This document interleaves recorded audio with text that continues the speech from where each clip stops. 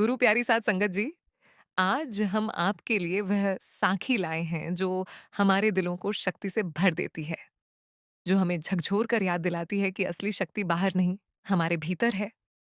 गुरु गोबिंद सिंह जी और चंडी की साखी वो समय था जब मुगल हिंदुस्तान पर जुल्म ढा रहे थे। लोग टूट चुके थे, धर्म संकट में था और चारों ओर अंधेरा ही अंधेरा। ऐसे समय में 10वें पातशाह और श्री गुरु गोविंद सिंह जी महाराज बुर्ज खड़े थे।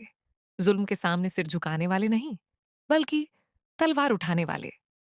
इसी दौरान एक पंडित केशरदास गुरुजी के दरबार में आया। उसने कहा, गुरुजी, धर्म खतरे में है। बाहर से कोई देवी अवतार ही हमें बचा सकती है। मैं चंडी माता का यज्ञ करूंगा, वो प्रकट होंगी और हमें मुगलों से मुक्ति दिलाएंगी। गुरुजी ने प्यार से समझाया, पंडित जी, जो कुछ भी होता है वाहे गुरु जी की रजा से होता है। शक्ति किसी मूर्ति से प्रकट नहीं होगी। शक्ति तुम्हारे अपने भीतर है। हमें उठकर खुद मुकाबला करना होगा। पर पंडित जिद्दी था। यज्ञ शुरू हुआ। कई दिन मंत्रों और अग्नि में बीत गए, लेकिन कोई चंडी माता न उतरी। आखिर पंडित बेचैन होकर बोला, गुरु जी, चंडी तभी प्रकट होगी जब किसी तेजस्वी मनुष्य की बलि दी जाए। गुरु जी मुस्कुराए और बोले, पंडित जी, यहां सबसे तेजस्वी और विद्वान आप ही हैं। बलि तो पहले अपनी ही दीजिए। बस, साध संगत जी। पंडित जी घबरा गया। उसकी बातें उसके ही गले पड़ गईं। रातों रात वह भाग गया। उसके साथ सारे पंडित भी भाग गए।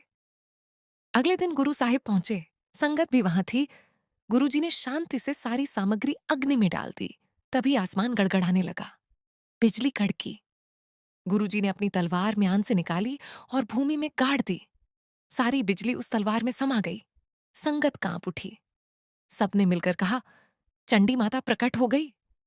पर गुरु साहिब बोले, नहीं, कोई देवी नहीं उतरी। यह तलवार ही चंडी है। आज से जान लो कि यही शस्त्र तुम्हारा सहारा है। यही तुम्हें अन्याय से बचाएगा। कोई देवी नहीं आएगी तुम्हें बचाने। तुम्हें खुद तलवार उठानी होगी। तुम्हें खुद अपने दिल की झंडी जगानी होगी।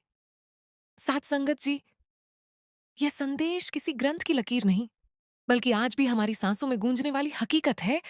अन्याय रुकता है केवल तब जब हम अपनी भीतरी शक्ति जगाकर डटकर खड़े होते हैं। वाहे गुरु जी का खालसा, वाहे गुरु जी की फतेह। अगर ये कहानी प्रेरणादायक लगी हो तो कृपया लाइक, कमेंट और शेयर करें ताकि ये संदेश अधिक से अधिक लोगों तक पहुंचे। सत श्री अकाल।